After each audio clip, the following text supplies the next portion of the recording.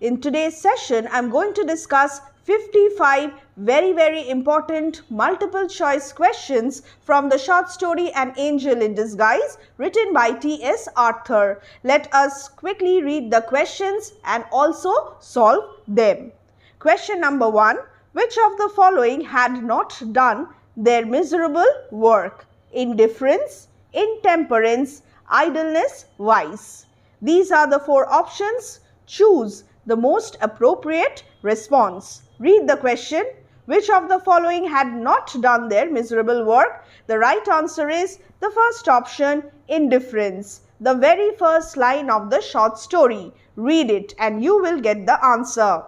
The meaning of idleness here is the state of doing nothing. Vice is immoral or wicked behavior. And intemperance is the state of excessive indulgence in alcoholic beverages.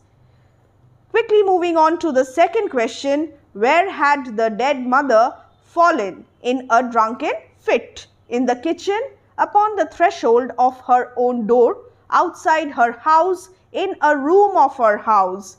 Again, the second option is the right answer. Upon the threshold of her own door. 3. How was the woman treated by the villagers of her village before she died? The villagers hated her, angrily denounced her, publicly criticized her. The meaning of denounced. The villagers were indifferent towards her. The villagers found her rather queer, strange, odd, or the villagers beat her and humiliated her. The right answer is the first option. The villagers hated her, angrily denounced her.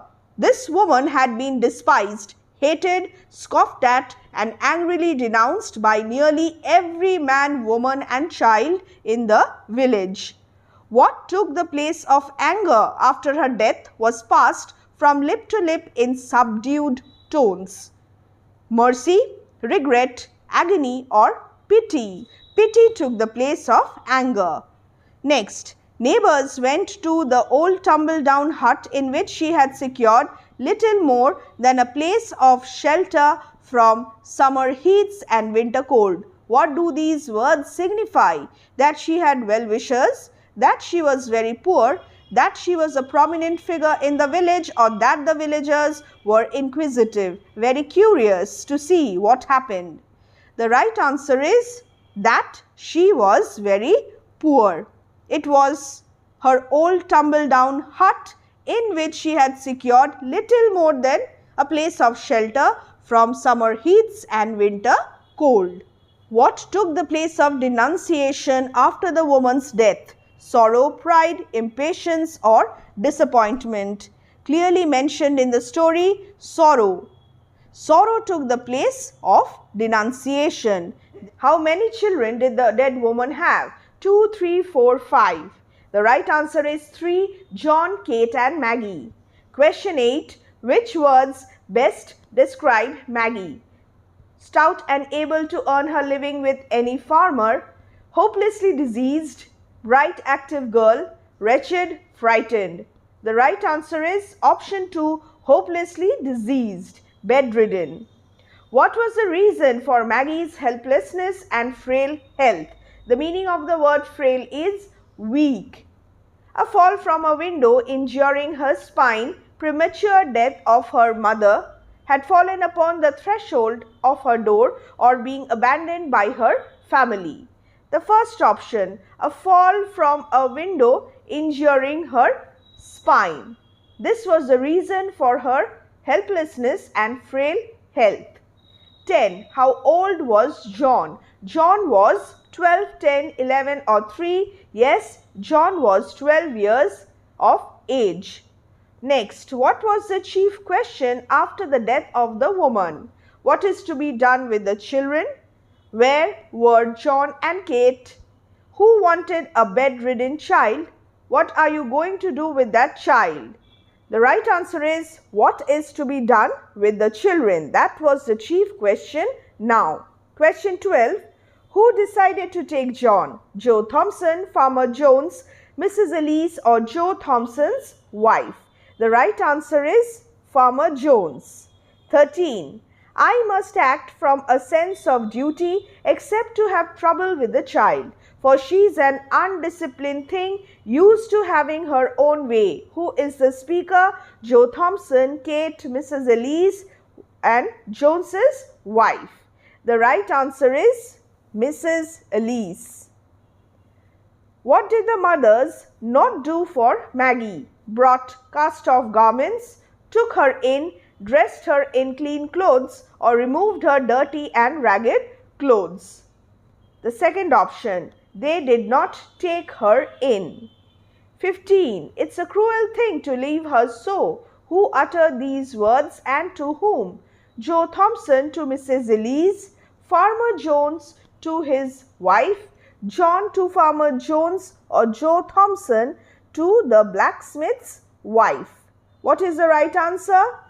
The right answer is Joe Thompson to the blacksmith's wife. And what did the blacksmith's wife reply? Then take her to the poorhouse, she'll have to go there, answered the blacksmith's wife, springing away and leaving Joe behind. What were cast on Maggie's wan and wasted form? Cast-off garments, pitying glances, unhonored remains, or suspended breath? The right answer is pitying glances. What had come into Maggie's thin white face after all had just departed? Gentleness, sadness, vague terror, or tenderness? The third option, vague terror, is the right answer. What is not true of Joe Thompson? He had a rough exterior, he had a tender heart, he had a bad temper, he liked children. Well, he definitely did not have a bad temper. Therefore, he had a bad temper is not true of Joe Thompson. 19. Why was Joe Thompson worried about the manner of greeting he would receive on his arrival with Maggie? His wife had a saintly temper. His wife was sick, his wife had a bitter temper, or his wife did not share a good relationship with him. The right answer is because his wife had a bitter temper. Now, Joe Thompson's wife, who happened to be childless, was not a woman of saintly temper. So, it's clearly there in the story. Read the story thoroughly. What penetrated Joe Thompson's feelings as his arms held the sick child to his breast? Maggie's helplessness, Maggie's gentleness, a sphere of tenderness or touch of familiarity. What is the right answer? The right answer is, as his arms held the sick child to his breast, a sphere of tenderness went out from her and penetrated his feelings. Now the next one, 21. What kind of a bond developed between Maggie and Joe? Bond of friendship, bond of fellow feeling, bond of love, or bond of oneness? A bond had already corded itself around them both, and love was springing into life. So it's bond of love, in fact, unconditional, selfless love. Question 22. What was as honey to the soul of Joe Thompson's wife? Maggie's sweetness, Maggie's gratitude, Maggie's patience, or all of the above? The right answer is option 4, all of the above. The last paragraph of the story. Now the sweetness of that sick child, looking ever to her in love, patience, and gratitude, was as honey to her soul. Question 23. What did Maggie fill all the dreary chambers of Joe Thompson's house and life with? This is the question, and the options are sweetness, sense of belonging, companionship, or sunshine of love. The right answer is, again, the fourth option, sunshine of love, and filled all its dreary chambers with the sunshine of love. The last line of the story. 24. Who is the angel in the story, an angel in disguise? Maggie, Joe Thompson, Kate, or Farmer Jones? If you are asked to mention the angel, you will choose Maggie. Why was Maggie an angel in disguise? Due to the miraculous effect that her presence had on the woman's character. Here the woman is Jane Thompson, the wife of Joe Thompson. Due to the blessings of God, due to the material prosperity brought in by her, material prosperity, riches, money, due to her frail health, frail, weak health. The right answer is the first option, due to the miraculous effect that her presence had on the woman's character, on the character of Jane Thompson, the wife of Joe Thompson. Maggie brought happiness into the lives of both Joe Thompson and his wife Jane Thompson. Next, question 26. What is the theme of An Angel in Disguise? Complexity of human relationships, transformative and restorative power of selfless love, agony, emotional imbalance and isolation, salvation and God. The most appropriate response here is transformative and restorative power of selfless love. Yes, we have human relationships here. Yes, Maggie is miserable. She is filled with agony. She is also abandoned by others. Her mother is also abandoned by others, isolated. But the most appropriate answer is transformative and restorative power of selfless, unconditional love. 27. What is the message of An Angel in Disguise? Love can conquer anything in the world. Charity begins at home. Love can make people courageous. Love can make us overcome all hardships. What do you think is the right answer? The message of An Angel in Disguise is love can conquer anything in the world. Unconditional love can soften the hardest of men, can soften the hearts of the most hard-hearted people. Why is Maggie called a precious burden? This is very important. Precious and burden. The figure of speech used here is oxymoron. How can burden be precious? Let's see. Maggie has brought happiness into the lives of the childless couple. Maggie is physically helpless. Maggie needs constant care and support from the childless couple, but she has filled their lives with the sunshine of love and happiness. Maggie has brought a large fortune with her. The right answer is the third option. I will not choose the first option, although this seems to be correct. I will not choose the second option also, because in the third option, the entire explanation of the phrase precious burden is given properly. Maggie needs constant care and support from the childless couple because she is physically weak, she is hopelessly diseased, therefore she is a burden. And why is she so precious? Because she has filled their lives with the sunshine of love and happiness. Hence, the most appropriate response is the third option.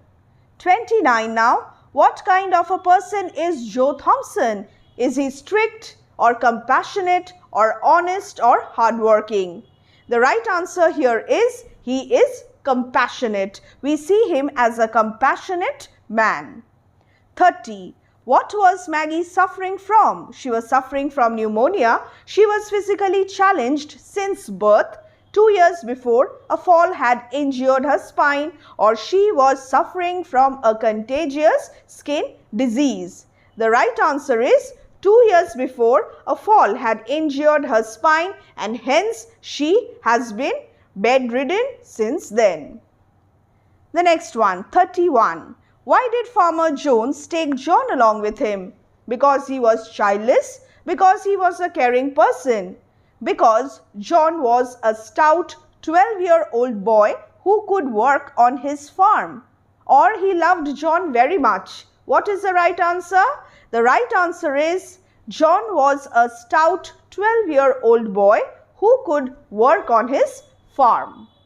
The next one, 32. Who are the angels in the story An Angel in Disguise? If you are asked to pick the angel, a singular, one angel only, then you will choose Maggie. But if somehow you get the question, who are the angels, then what will be the answer? Maggie and Joe Thompson. Not Kate and Maggie, not Farmer Jones and Mrs. Elise, not Joe Thompson and Jane Thompson. But the right answer is Maggie and Joe Thompson. Why? Because Maggie brought happiness into the lives of Joe Thompson and Jane Thompson, and Joe Thompson also is an angel in the life of Maggie because of his compassionate nature. 32. And then we have question 33. Then take her to the poor house. She will have to go there. Who said this? Mrs. Elise, Jane Thompson, the blacksmith's wife, or all the villagers? The right answer is the blacksmith's wife. You haven't brought home that sick brat. What was the reaction of Joe Thompson's wife? She was furious, she was astonished, she was happy, or the first two options. The right answer is option 4, the first two options. She was angry and she was astonished. Her face was in flame. Next, 35. What is a poetic device used in Death Touches the Spring of Our Common Humanity? Simile, metaphor, personification, or alliteration? The right answer is here death is personified. Death touches the spring of our common humanity. Question 36. What is the figure of speech in She carried her in her heart as well as in her arms, a precious burden? Alliteration, simile, hyperbole, or oxymoron? The right answer is oxymoron. How can burden be precious? This is an example of oxymoron. Why? Jane Thompson, who initially considered Maggie as a burden because of her being physically invalid, at the end of the story grew fond of her and loved her like her own child. The burden became precious for her. Now, the next one, 37. Death touches the spring of her common humanity. What is the significance of this? Death is inevitable.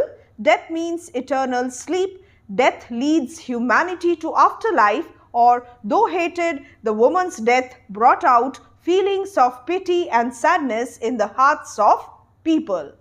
Option 4 is the right answer. 38. He wrapped her with the gentleness almost of a woman. What is the significance of these words? Joe Thompson can have tender parental feelings like those of a mother. Joe Thompson is frail. Joe Thompson does not hurt Maggie, or none of the above. The right answer is Joe Thompson can have tender parental feelings like those of a mother. He wrapped her with the gentleness almost of a woman. 39. Who is the author of An Angel in Disguise? Ernest Hemingway, O. Henry, T.S.Arthur, or Jesse Owens? Learn the names of the authors and poets. This is very important. Here, the right answer is T.S.Arthur. 40. What did Maggie's mother die of? A very basic question. Tuberculosis, pneumonia, starvation, or intoxication? Intoxication is the right answer. In a state of drunken fit. Wait a moment for explanations and be gentle. Who are these words addressed to? The blacksmith's wife, Jones's wife, Farmer Jones's wife, Joe Thompson's wife, Jane Thompson, or Mrs. Elise? The right answer is Joe Thompson's wife. He did not reply except by a look that was pleading and cautionary that said, wait a moment for explanations and be gentle. Next, 42. What is the meaning of vinegar-tempered wife? Joe Thompson's wife was ill-tempered. Joe Thompson's wife was childless. Joe Thompson's wife was selfish. Joe Thompson's wife was an unsocial person. The right answer is she was ill-tempered. 43. Where did Joe Thompson carry Maggie? At his house? to the small chamber on the first floor, to the attic room, to the bedroom on the first floor, or to the garden of the house? The right answer is, according to the words of the story, to the small chamber on the first floor. 44. What was the reaction of Maggie as Joe Thompson's wife questioned him sharply? What have you there? Maggie was greatly subdued. Maggie started and shrank against Joe. Maggie was sad, or Maggie kept rigidly silent. What is the right answer? The right answer is Maggie started and shrank against Joe. Joe felt the child start and shrink against him. He did not reply, except by a look that was pleading and cautionary. The second option. 45. How did Joe Thompson usually not deal with his wife when she fired up on any subject? Remember, not deal. He did not argue with her. He kept out of his wife's way. He kept rigidly silent, or he faced her with firmness. The fourth option is the right answer. I think women's hearts are sometimes very hard, said Joe. Usually Joe Thompson got out of his wife's way or kept rigidly silent and non-combative when she fired up on any subject. What surprised Joe Thompson's wife during her face-to-face encounter with her husband? He had a firmly set face. He suddenly yelled at her. He had a resolute pair of eyes, or his firmly set countenance and resolute bearing. The right answer is, it was with some surprise, therefore, that she now encountered a firmly set countenance and a resolute pair of eyes. Therefore, the right answer is the fourth option. 47. What did Joe Thompson tell about God's attitude to people who helped children?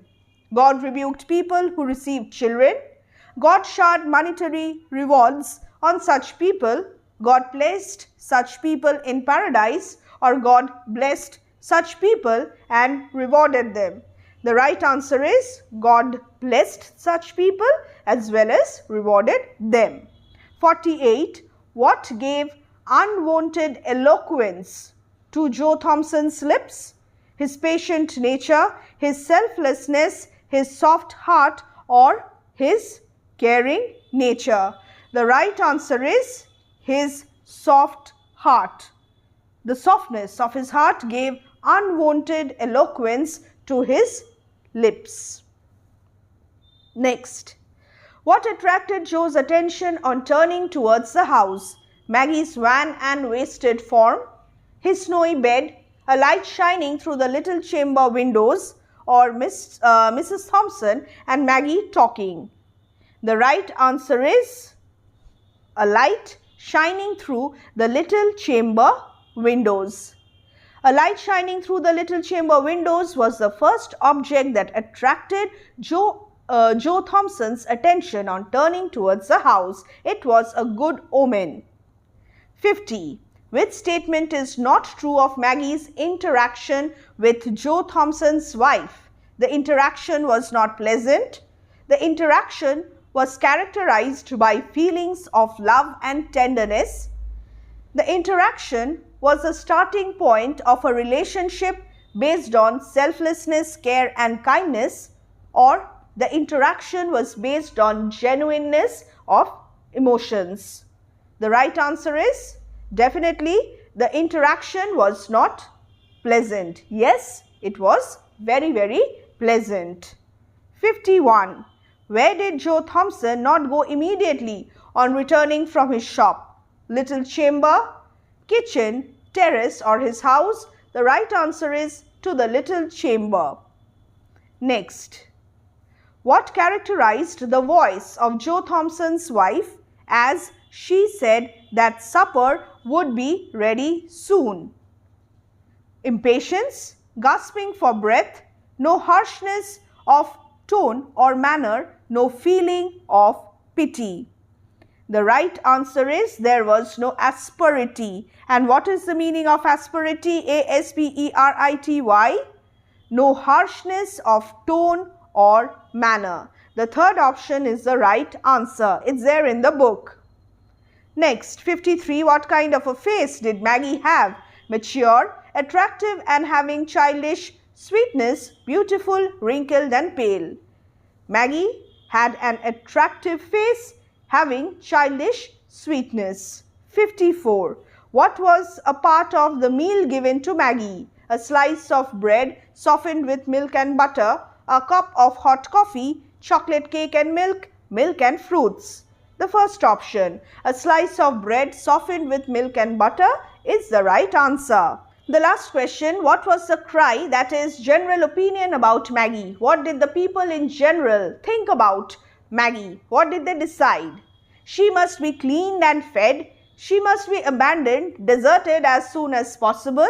She must be sent to the poor house, or she must be taken in by Farmer Jones or Mrs. Elise.